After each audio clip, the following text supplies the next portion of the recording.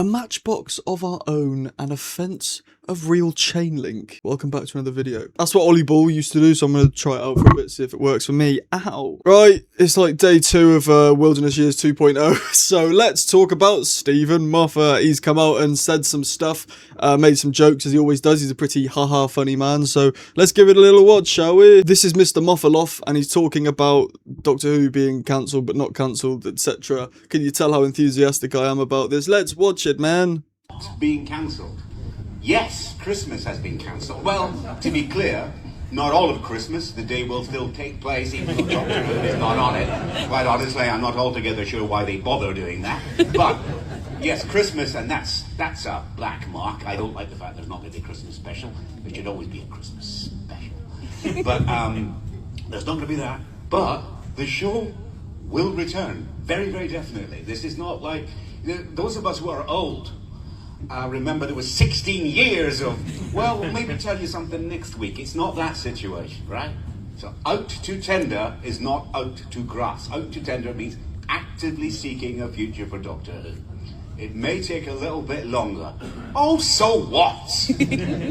How much Doctor Who do you need? I mean, on your iPhones right now is every episode ever made except for the ones we accidentally lost, right? So watch those for a while. It's great, right?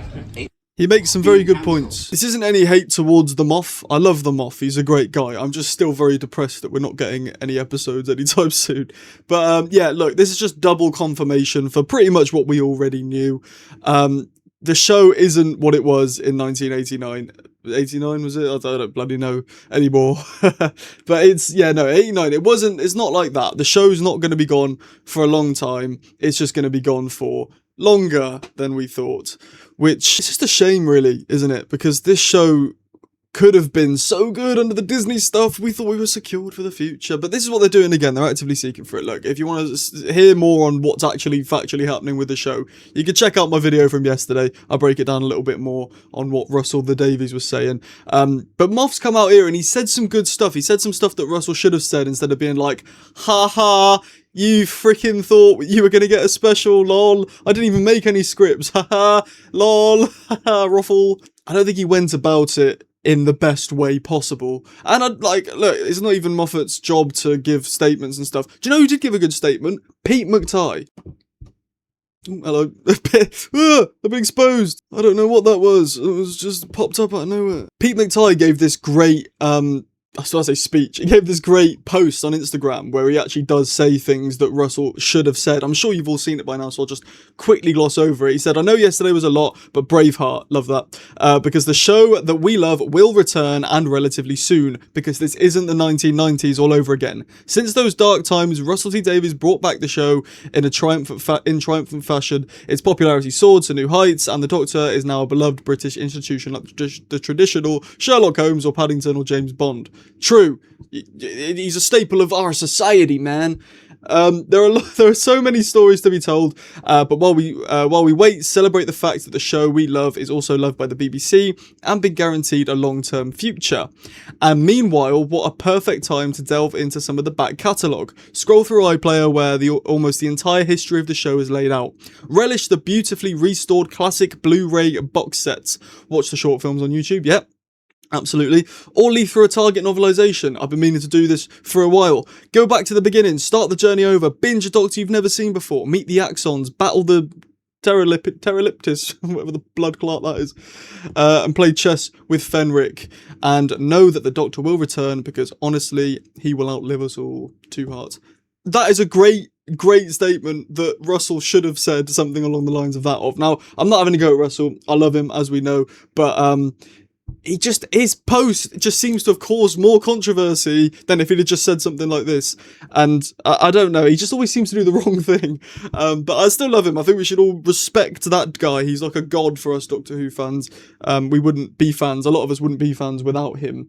And we definitely wouldn't have had a show for the way it has been for the past 20 years if it wasn't for that guy. So big ups Russell. It's also a good time to do spin-offs as well. I've only recently started, like, I rewatched Torchwood for the first time, I think a year and a half ago, after not seeing it since I was like 7 years old. Yeah, I watched Torchwood at 7. My mum bought it me on DVD and was like, this is like Sarah Jane Adventures, give this a watch. And I was watching bloody Countryside with the You know, the infamous lines. I've actually got a screenshot here of Chibnall writing day one. Is it on this? Hold on. Technical stuff. Yeah, here it is. He's an odd guy. He's an odd bloody guy. But yeah, delve into spin-offs. I'm still yet to watch Class all the way through. I've seen like the first couple and the last couple, and then there's like a chunk in the middle I haven't seen. Which, you know, I'm not dying to watch Class, but to fill the void, you might as well watch things you haven't seen before. If you've never seen Miracle Day for Torchwood, go and give that a watch. If you've never seen any of Torchwood, you want to gorge your eyes out for 90% of it, but that 10% is magical. So give that a watch as well. And obviously, if any of us YouTubers post as well, make sure you watch them so we can try and sustain a platform for the next couple of years.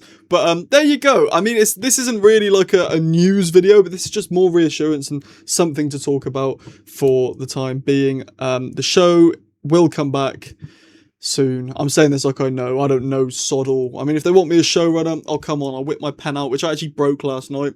I was on a Discord call till like 4:30 AM last night. It felt like lockdown all over again. So, yeah. Nice one. Right, I'll see you later.